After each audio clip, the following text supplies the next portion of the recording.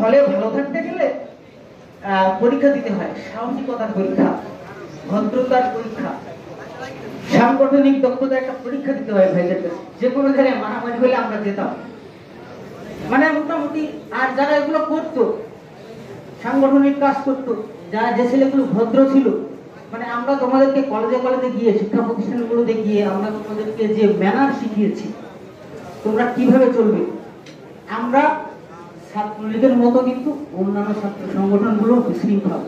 আমার সংগঠনের দুর্বলতা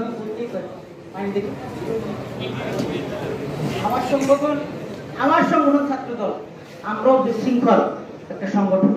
আমরা শৃঙ্খল না, আমরা শৃঙ্খল হওয়ার চেষ্টা করছি। তোমরা কি সহযোগিতা করবে?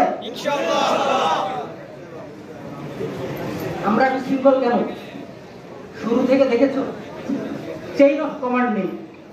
আমরা বলছি, তোমার জেলা নেতারা বলছে, তোমাদের 10 বার কেন বলা লাগবে? একবার বললেই হবে। সেটা কি তোমরা মানছো? কলেজগুলোতে গিয়ে আমরা কি বার্তা দিয়ে এসেছি তোমাদের থেকে তাকালেই আমরা বুঝতে পারছি। তোমাদের চুল, গোপ, দাড়ি, পোশাক আশাক, জুতা, নিজের কথাবার্তা, কোনটা কি সমাধান হয়েছে? আমরা চেষ্টা করছি, চেষ্টা করলে সমাধান হবে না? আমরা কি শৃঙ্খল হতে পারবো না? তবে একটা বিষয়, সংগঠন বড় হলে, পরিবার বড় হলে, সবাইকে নিয়ে একসাথে চলা, সবাইকে শৃঙ্খলে রাখা একটু কঠিন হয়ে যায়। ছাত্রদল দক্ষিণ এশিয়ার সর্ববৃহৎ সংগঠন, এটা মুখের কথা না, কাগজে কলমে স্বীকৃত, তাই না? শুভেচ্ছা ও বিপ্লবী অভিনন্দন।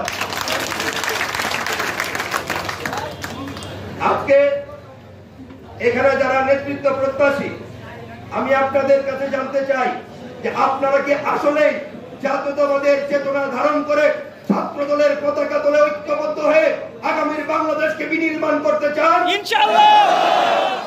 আপনারা যদি আগামীর বাংলাদেশকে বিনির্মাণ করতে চান, আপনারা যদি শহীদ রাষ্ট্রপতি জিয়াউর রহমানের আদর্শকে ধারণ করতে চান, আপনারা যদি বাংলাদেশের প্রথম নারী প্রধানমন্ত্রী, বিএনপির চেয়ারপারসন রাষ্ট্রনেত্রী বেগম খালেদা জিয়ার ভিশনকে আপনারা যদি সফল করতে চান, আপনারা যদি আমাদের ভারপ্রাপ্ত চেয়ারম্যান মজলুম জননেতা তারেক রহমানের স্বপ্নের বাস্তবায়ন করতে চান, তার স্বপ্নের 31 দফা বাস্তবায়ন করতে চান, সেই জন্য আপনাদের নিজেদেরকে, আপনাদের সবাইকে এই আন্দোলনের নেতৃত্ব দেওয়ার জন্য নিজেকে পরিবর্তন করতে হবে।